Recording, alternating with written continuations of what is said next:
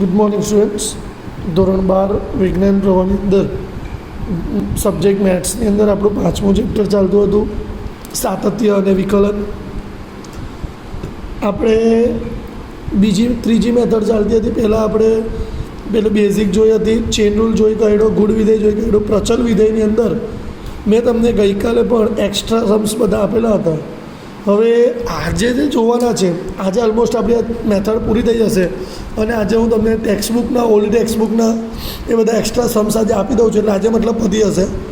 આજે આપણે પ્રચલ વિધેયના છે ને 4 માર્કમાં કેવી રીતે દાખલા, 3 માર્કમાં અને 4 માર્કમાં કઈ રીતે દાખલા પૂછી શકાય ને, એ આપણે ખાસ જોવાનું છે.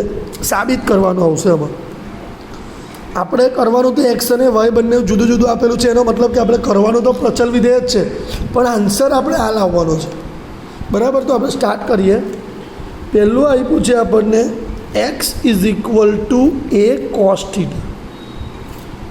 બરાબર. અને બીજું આપ્યું છે y = b sin θ.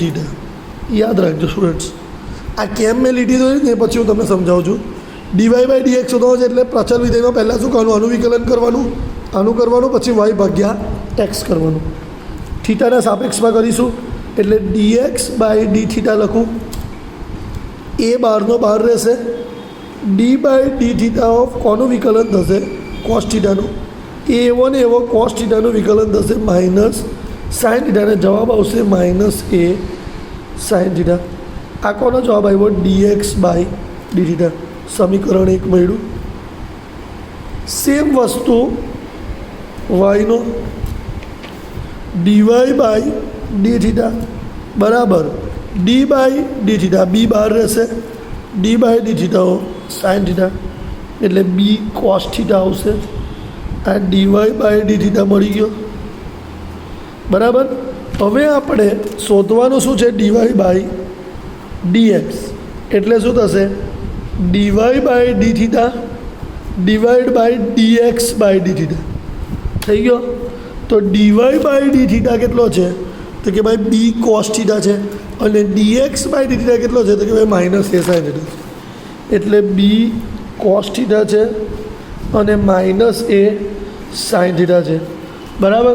પણ આની અંદર લાવવાનો છે b/a તો આવી ગયો, પણ મારે લાવવાનો છે x² અને અહીંયા y², bx² અને a² y, એવું કંઈક લાવવાનું છે, બરાબર છે.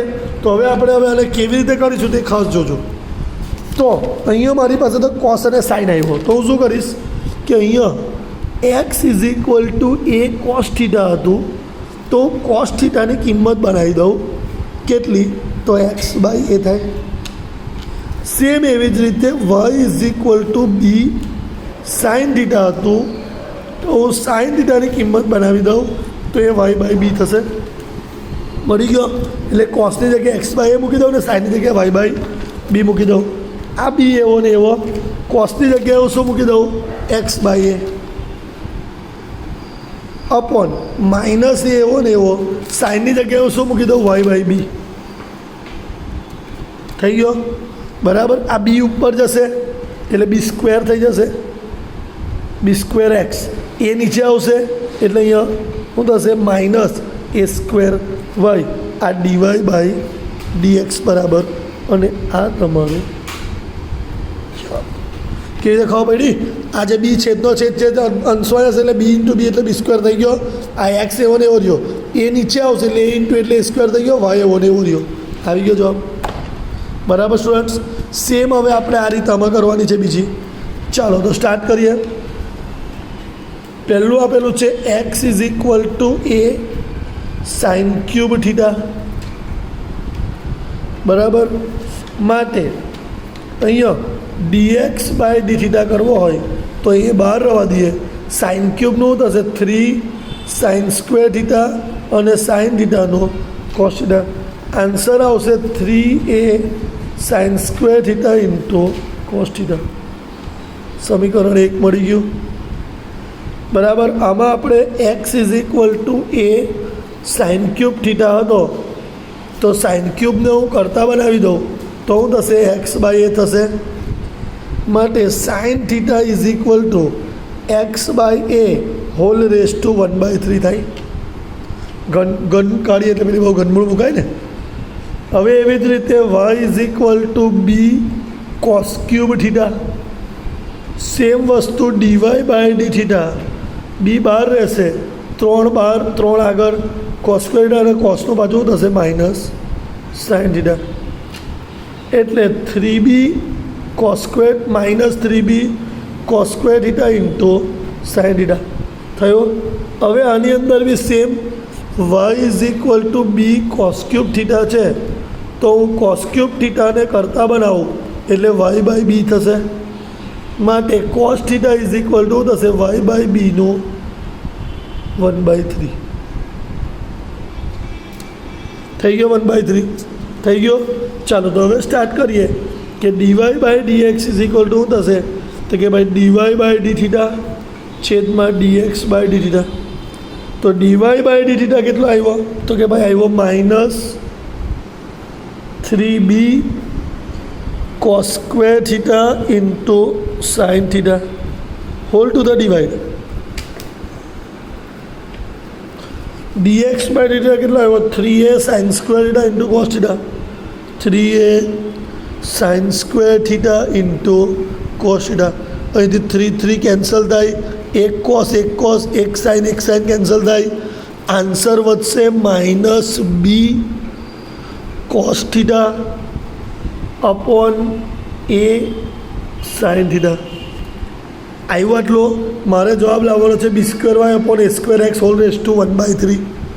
તો કોસ થીટા બરાબર મને ખબર છે કે Y by B whole raise to 1/3 છે. માઇનસ બી એવો ને એવો રહ્યો હતો. Y by B whole raise to 1/3 થયો. આ એ સાઇનની જગ્યાએ x by a whole raise to 1/3 થયો. બરાબર છે. હવે આમાં આવું લખાય વાય રેઝ ટુ 1/3 છેદમાં બી rays to 1/3 A x rays to 1/3 છેદમાં એ રેઝ ટુ 1/3. એટલે એ ઉપર જશે અને બી નીચે આવશે એટલે minus B Y rays to 1/3 into A rays two થશે માઇનસ 1/3. અહીંયા એ એક્સ રેઝ ટુ 1/3 અને બી રેઝ ટુ માઇનસ 1/3.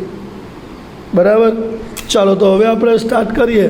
તો આમાં બીને ઉપર મોકલીએ, અહીંયા આપણે 1/3 બીને ઉપર મોકલીએ તો 1 માઇનસ 1/3 થશે. બરાબર છે. આ ઉપર ગયું ને પેલું નીચે આવ્યું. હવે આપણે વાત કરીએ કે માઇનસ બી, અહીંયા બીની એક ઘાત છે અને અહીંયા પ્લસ 1/3 છે, ઉપર જાય એટલે માઇનસ 1/3 એટલે 1 માઇનસ 1/3 થાય. અહીંયા વાય રેઝ ટુ 1/3 એવો ને એવો રહેશે. સેમ અહીંયા 1/3 છે ને એ 1 છે, નીચે આવશે એ રેઝ ટુ 1 માઇનસ 1/3 ને અહીંયા એક્સ રેઝ ટુ 1/3 એવો ને એવો રહેશે. માઇનસ બી 3 એકા 3, 3માંથી 1 જાય તો 2, 2/3 રહેશે into Y rays to 1/3 A rays two પણ 2/3 એક્સ રેઝ ટુ 1/3. બધામાંથી હું 1/3 કોમન કરી લઉં એટલે બી square Y upon A square x આખાની કેટલી પાવર થઈ જાય 1/3. કોના બરાબર ડીવાય બાય, અને આ તમારો ફાઇનલ જવાબ થઈ જાય. બરાબર. તો આ રીતે દાખલા ગણવાના છે. 4 માર્ક્સના દાખલા પૂછાય છે. બરાબર. હવે હું તમને એક્સ્ટ્રા દાખલા બીજા મોકલું છું એટલે એ તમારે કમ્પ્લીટ કરવાના છે. બરાબર છે. હજુ કદાચ જો કાલે બીજા કોઈ દાખલા હશે તો આપણે મોકલીશું, બાકી કાલથી ન્યૂ મેથડ સ્ટાર્ટ કરીશું. Okay, thank you.